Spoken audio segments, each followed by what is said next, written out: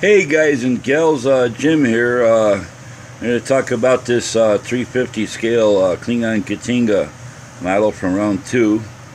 I don't know where to start. First I'm going to go over upon opening the box. First issue I found. There's so many issues with this. Okay.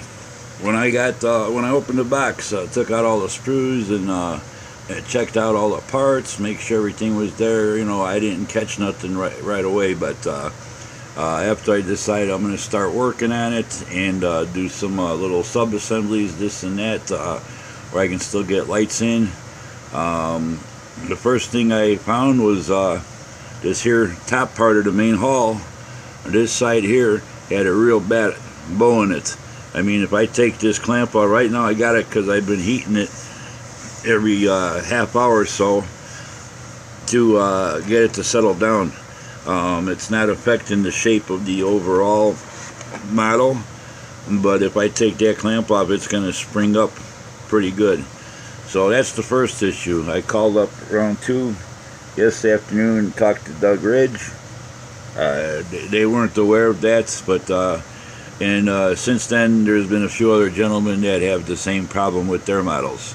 So check out your models real good. If they start getting enough reports, maybe they'll start issuing some replacement pieces and stuff. I mean, it's doable. I can live with it. Like I said, I'm getting it to straighten out little by little, but it's a pretty stiff piece of plastic and that, and also it takes a little time, but right now there's nothing glued on that side. That side stays put just with the locating pins. They kind of got like a snap fit. But on this side, if I take that off right now, it's just going to pop up. So that's the first issue I got. Okay, second issue. When I start doing some assembly, step 1 in the assembly instructions. When you get down to these 4 pieces here, they're marked 37, 38, 39, and 40. 37 and 38, you got to flip them over to the opposite side, and these two go to that side. Otherwise, they don't install right, and this little angle on there is going to be the wrong direction because it all blends in the back of this head. These other parts down here. That's the second issue. Third issue. They got some parts down here. Mark part number 7. If you go to part number 7 on the screws, there's 6 parts. There's 2 here, 2 toward the back of the top part of your neck where it mounts up to the main hull, and there's 2 further back, one on each side of the upper engine assembly, sitting right back there. Okay, part 7 on the screws is marked 7A, B, C, D, and E. It does make a difference which ones you put on which side. It's kind of should have been marked 7 left 3 pieces and 7 right 3 pieces. There's like locating tabs on the bottom of those little parts, and there's slots cut into the part that they mate to. One slot is longer than the other, so when you put them on, if you don't get them on the right side, you're going to have them parts sitting crooked and stuff.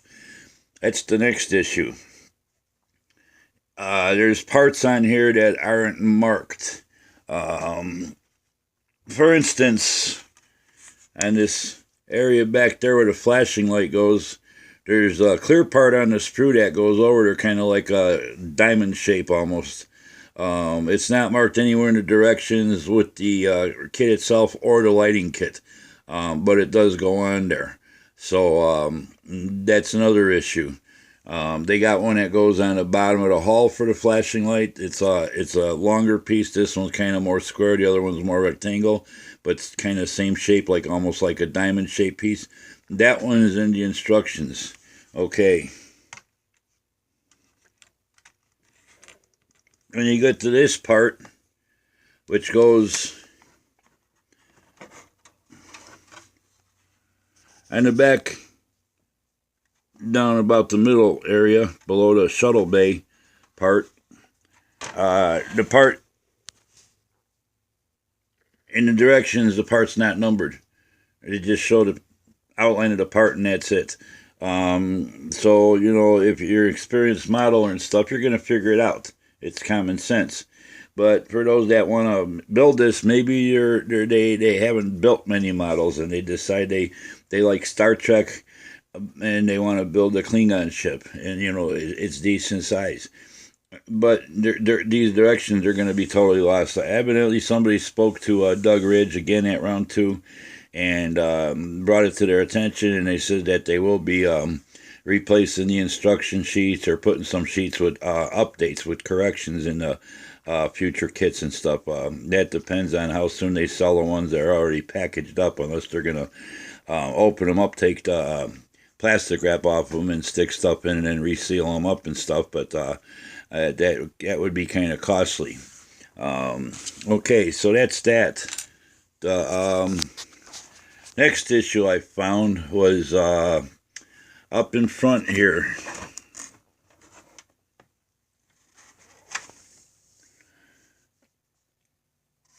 I'm gonna try to get this to focus and all that. But up in the front, on each side, you can kind of make out there's four little cylinder-looking pieces. They're almost like a T shape or L shape. You can barely, there's not a real good view of them on the instructions, and not a real good view of how they're supposed to go on, and they're supposed to point in a certain direction. They're supposed to sit at an angle. They stick out from the front of that face there. Okay, the parts are really intricate, well detailed, but the instructions aren't clear enough as to how they go on. So you have to go on Modeler Magic website and look at the studio model. And they do have a, it's www.modelermagic.com. It's got a bunch of color pictures. It's got a bunch of black and white pictures, but there is a nice close-up of this whole front section here, and you can clearly see how those mount. You know, come on, round two. What's the story? This kid has been in the planning stages for a year almost, and you couldn't get things right. I mean, all these mistakes. And it's like, you know, I haven't even got the thing completely built yet. And the best ones are yet to come. But anyway, that's that.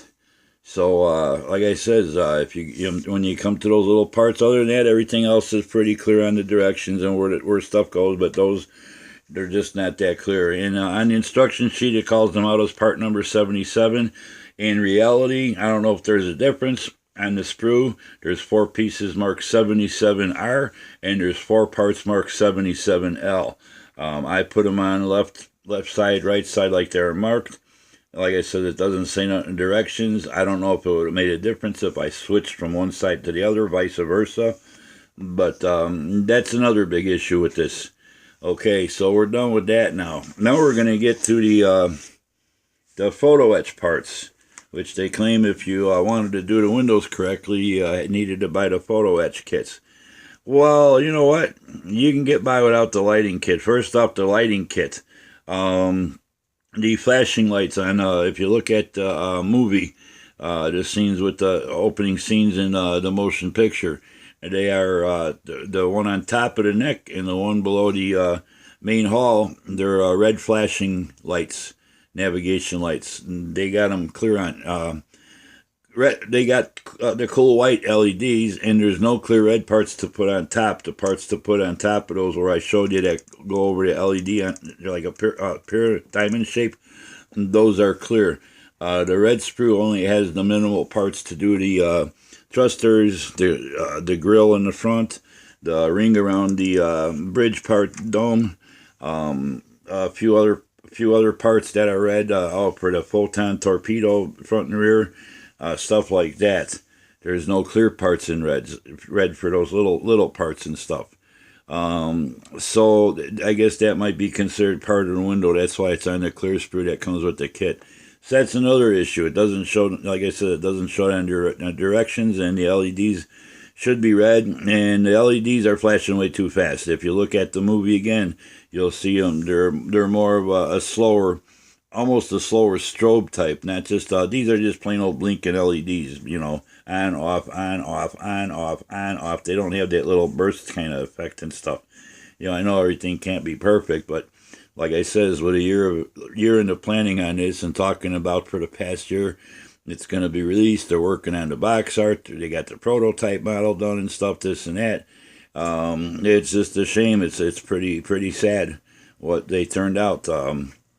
Okay, now we're going to get on to the windows. First part, you got this piece here. When you assemble it, it's got all the little window openings in it.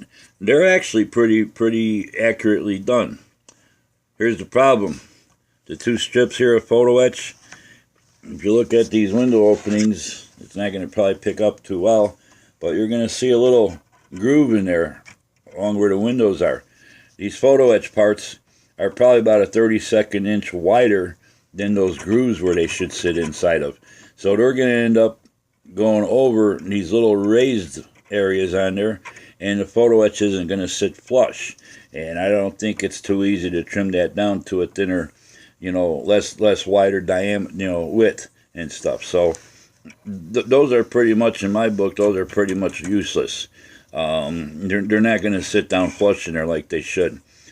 Next part, this big window area here. Yeah, it's super. It's great. There is actually window openings molded in the kit and stuff. But this here part,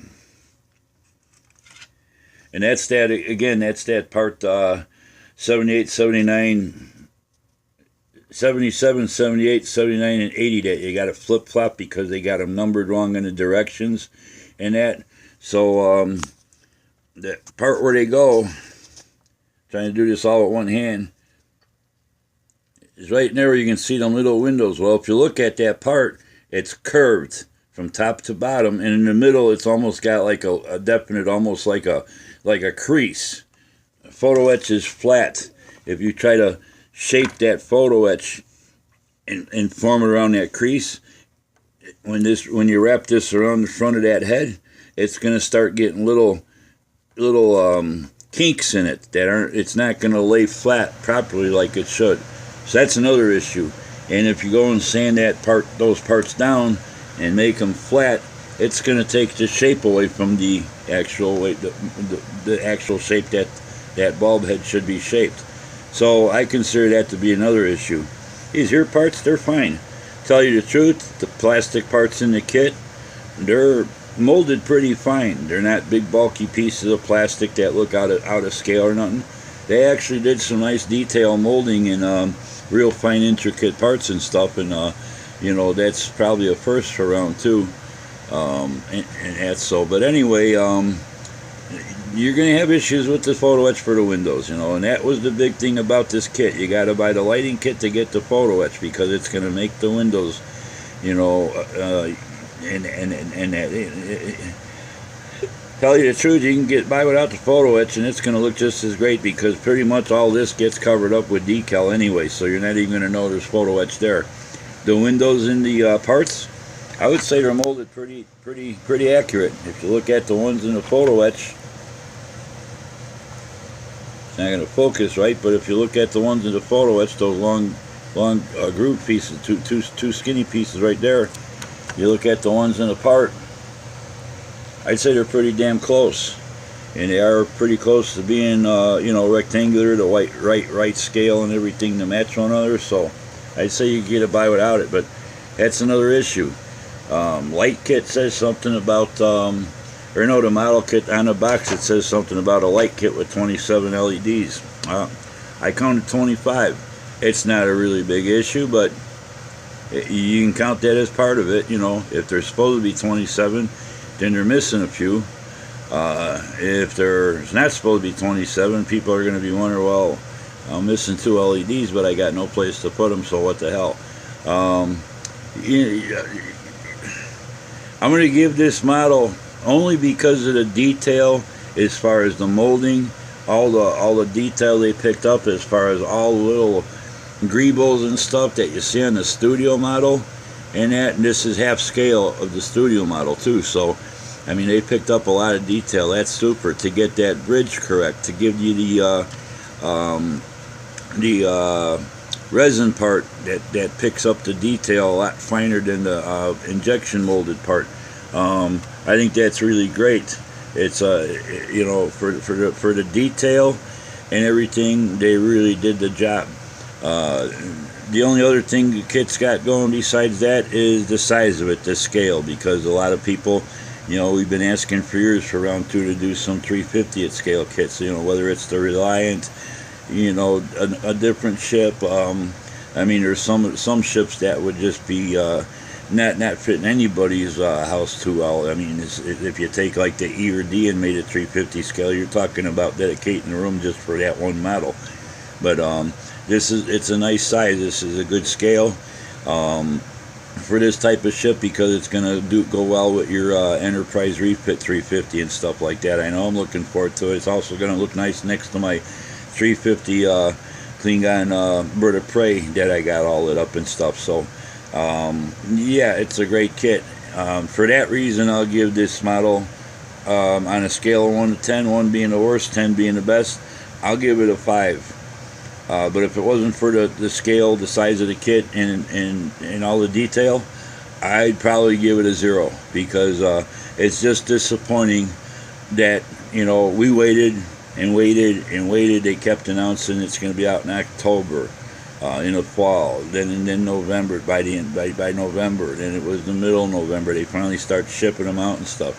But we've been hearing talk about this and seeing updates on the prototype and stuff being built for the past year, and for this many mistakes and stuff. And you know, to me, it's like, hey, round 2, you know what, you get on the ball, you try to turn out a good kit, but you got other mistakes to make up for the ones that you didn't make on the mold itself.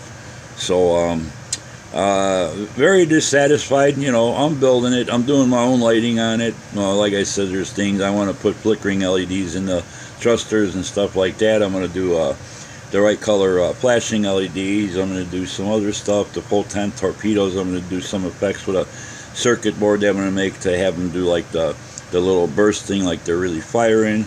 I want to have stuff on separate switches if you don't want both photons, the front and the rear end. You know, you can switch between the front or the rear.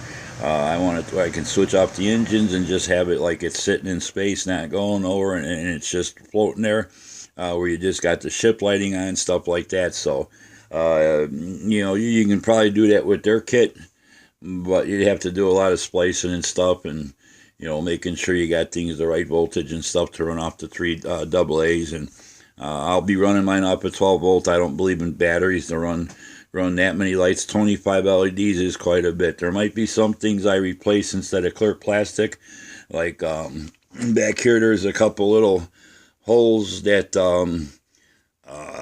they got a piece of clear plastic goes in there and stuff, and rather than use clear plastic parts, when I paint it, I'll probably just do fiber optics and stuff. It'll work the same way.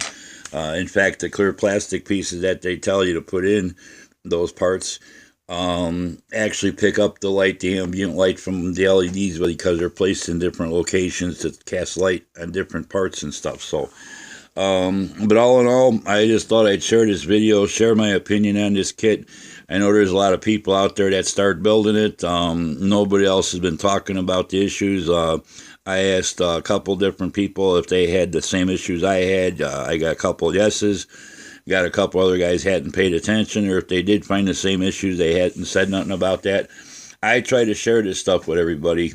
I thought that's what, you know, the Modeling Society, I thought that's what we did. You know, if you find out there's an issue, or say if I'm building something that nobody built, like when I did the Defiant, I did a little build series on lighting it and stuff, and I even went as far as how I make my little wooden bases for different models and stuff. But I shared it with everybody in case somebody else wants to light it, but they weren't sure how to go about it. It is a small model. It's not as easy as lighting a big model where you got a whole bunch of room in it and stuff. But so I thought I'd share this information with you guys. So, you know, don't just get started slapping parts together with glue. Make sure you test fit each part before you glue it. and all that. But right now, where it stands, that's all the issues I could find on it. I got most of the sub-assembly stuff done. I'm going to start working on getting my LEDs ready to wire up tomorrow and the next day. And then after that, it's going to be on the paint. So maybe in about a week and a half, maybe 2 weeks at the most, I should have her all finished up. I'll be making my own base for it, and so on and so forth. So anyway, if anybody hasn't bought this model yet, think twice. You really don't need the photo etch set, like I said. The